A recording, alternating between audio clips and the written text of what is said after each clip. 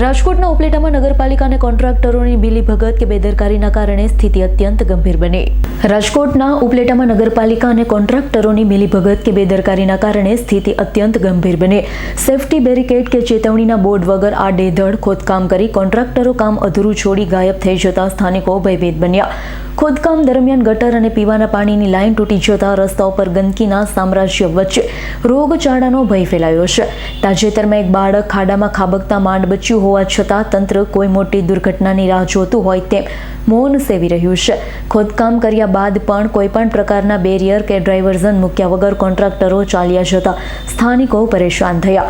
4 wheel car અડધ સુધી પહોંચી ગયા બાદ રસ્તો બંધ હોવાથી રિવર્સ લેવામાં પણ ખૂબ જ તકલીફ। તેના લીધે યોગ્ય બુરાણ ન કરવામાં આવતા વાહનો પણ ફસાવાની ફરિયાદ ઉઠવા પામી।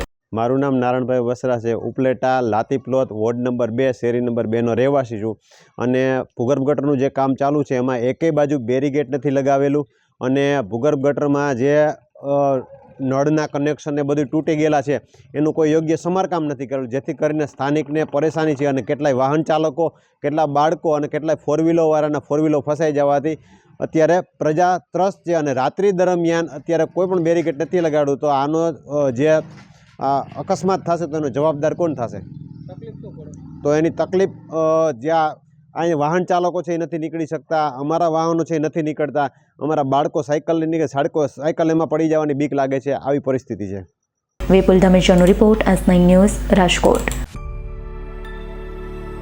અમારી તમામ માહિતીથી અપડેટ રહેવા માટે જોડાયેલા રહો S9 ન્યૂઝ સાથે।